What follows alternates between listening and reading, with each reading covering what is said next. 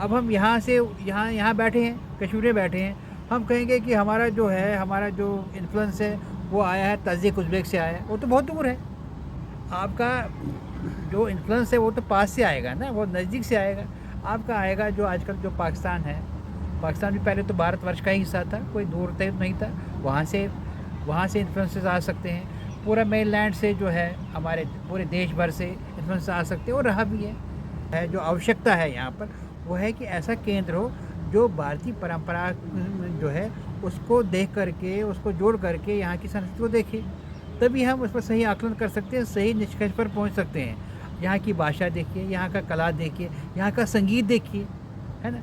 तो जो भी कुछ आप देखेंगे उसमें आप संस्कृति के जो है बगैर उसको हम सही निष्कर्ष पर नहीं पहुँच सकते। और वो सही जो एक मैसेज है, जो जनमानस के लिए मैसेज जाना चाहिए, वो इसी तरह से जाएगा।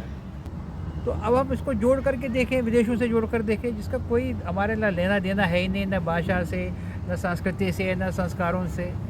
और फिर हम उन्हीं उसी के लिए एक डिपार्टमेंट भी हम खोलें, उन्हीं बातों का हम जोर दे दें, सेंट्रल एशिया और उसी पर हम जो है अध्ययन केंद्रित करें, तो फिर एक नई विचारधारा जन्म देगी ऐसे परिस्थितियों में।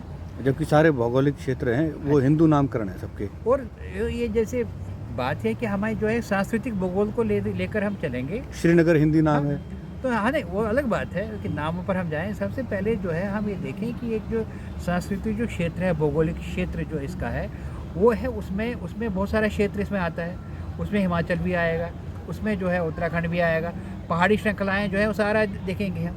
अगर हम पहाड़ी श्रृंखलाओं को देखते हैं, पहाड़ी श्रृंखलाओं को जो है अपर हिमालयाज़, लोअर हिमालयाज़, ये जो मिडिल हिमालयाज़ और लोअर हिमालयाज़, फिर ये शिवालिक का बेल्ट, तो इसमें आना जाना था, इसमें संवाद था, निरंतर रहा है। हम कश्मीर को अलग थलग अगर हम अध्ययन करेंगे तो हम कहीं नहीं पहुंचेंगे, तो बिखराव ही आएगा और बिखराव की राजनीति पर चलेगी। हम इसको जोड़ कर देखें, पूरे भारतीय संस्कृति को हम देखकर चलेंगे, गद्दार से लेकर के जो है उत्तराखंड तक हम देखेंगे, तो परस्पर जो है एक संवाद रहा है, और वो संवाद दिखता भी है। वो हम देखते हैं, उसका जो अनुमोदन है, उसका जो रिफ्लेक्शन है, वो कला है में है, साहित्य में है, संगीत में है, वो हम देखते हैं उस तरह से। जो कश्मीर अध्ययन केंद्र जो होना चाहिए, कश्मीर अध्ययन केंद्र जो होना चाहिए वो जो है एक समस्त जो भारतीय जो परंपराएं हैं उनके साथ इसका अध्ययन होना चाहिए। हम ये कश्मीर स्टडी सेंटर तो हमने खोल दिया, लेकिन एक तो हम कश्मीर पर ही सीमित रहेंगे, और वो भी जो आजकल की जो है राजनीतिक सीमाएं हैं, पॉलिटिकल सीमाएं हैं, तो उसमें हम सीमित रह जाएंगे। तो हमें जब हम वृहद भारत की बात करते हैं, वृहद भारत की कल्पना करते हैं, उसमें हम जाएंगे इतिहास में जाएंगे, तो वहाँ महाजनपदों की बात होती है। तो जनपदों में जो डिवीज़न था, वो डिवीज़न जो था वो पॉलिटिकल डिवीज़न नहीं था, वो जियो कल्चरल जो डिवीज़न था वो। तो जियो कल्चरल जो डिवीज़न होता है, एक पर्यावरण होता है, उस पर्यावरण में एक संस्कृति फलती फूलती है।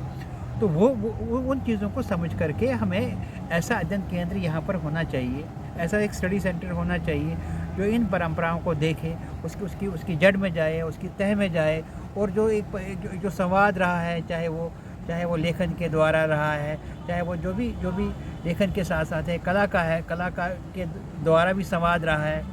फिर हम देखेंगे उसकी जो रिफ्लेक्शंस हैं वो हमारे जो आधुनिक कला में है, आधुनिक काव्य में है, आधुनिक संगीत में है कश्मीर के। तो उस तरीके से हम जोड़ कर देखें तो वो हमारे सबके हित में है। पूरे इस भौगोलिक जो है केंद्र है उसके हित में, देश के हित में है, भारतीय संस्कृति और भारतीय परंपरा के हित में है।